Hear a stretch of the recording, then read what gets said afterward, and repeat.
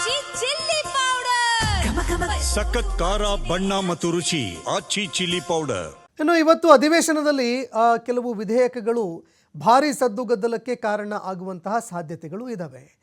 ಇವತ್ತು ಹಲವಾರು ವಿಧೇಯಕಗಳನ್ನು ರಾಜ್ಯ ಸರ್ಕಾರ ಮಂಡನೆ ಮಾಡೋದಕ್ಕೆ ಅಂತ ತಯಾರಿ ಮಾಡಿಕೊಂಡಿದೆ. ದ್ವೇಷ ಭಾಷಣದ ವಿಧೇಯಕ ಮಂಡನೆ ಮಾಡಲಿದೆ ಸರ್ಕಾರ ಇವತ್ತು. ಹೀಗಾಗಿ ಈ ವಿಚಾರಕ್ಕೆ ಸಂಬಂಧಪಟ್ಟಂತೆ ಬಿಜೆಪಿ ತೀವ್ರವಾಗಿ ಆಕ್ರೋಶ ಹೊರಹಾಕುವಂತಹ ಸಾಧ್ಯತೆ ಇದೆ. ಕ್ಯಾಬಿನೆಟ್ ಸಭೆಯಲ್ಲಿ ಅನುಮೋದನೆ ಪಡೆದುಕೊಂಡಿದ್ದಂತಹ ವಿಧೇಯಕ ಇವತ್ತು ಮಂಡನೆ ಆಗುತ್ತೆ. ಈ ವಿಧೇಯಕವನ್ನು ಗೃಹ ಸಚಿವ ಡಾಕ್ಟರ್ ಜಿ ಪರಮೇಶ್ವರ್ ಅವರು ಮಂಡನೆ ಮಾಡಲಿದ್ದಾರೆ. ಇದೇ ವೇಳೆ ತೀವ್ರವಾಗಿ ಅಪಸ್ವರ ಕೂಡ ಕೇಳಿಬರುವಂತಹ ಸಾಧ್ಯತೆ ಇದೆ. ತೀವ್ರ ಸದ್ದುಗದ್ದಲಕ್ಕೆ ಇದು ಕಾರಣ ಆಗುವ ಸಾಧ್ಯತೆ ಇದೆ.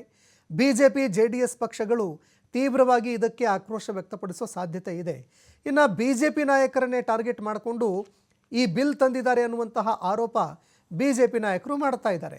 ಕರಾವಳಿ ಮಲೆನಾಡು ಕೋಮುವಾದಕ್ಕೆ ಕಡಿವಾಣ ಹಾಕೋದಕ್ಕೆ ಈ ವಿಧೇಯಕ ತರ್ತಾ ಇದ್ದೀವಿ ನಾವು ಅಂತ ರಾಜ್ಯ ಸರ್ಕಾರ ಹೇಳ್ತಾ ಇದೆ.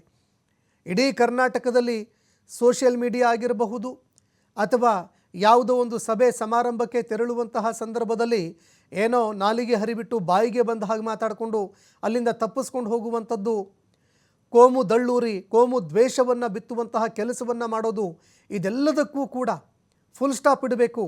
ಪ್ರಮುಖವಾಗಿ ಸುಳ್ಳು ಹೇಳಿ ಮಿಸ್ಲೀಡ್ ಮಾಡುವಂಥವ್ರೇನಿದ್ದಾರೆ ಇಂಥದ್ದಕ್ಕೆ ಫುಲ್ ಸ್ಟಾಪ್ ಇಡಬೇಕು ಅಂತ ರಾಜ್ಯ ಸರ್ಕಾರ ಈ ವಿಧೇಯಕ ತರ್ತಾ ಇದ್ದೀನಿ ಅಂತ ಹೇಳ್ತಾ ಇದೆ.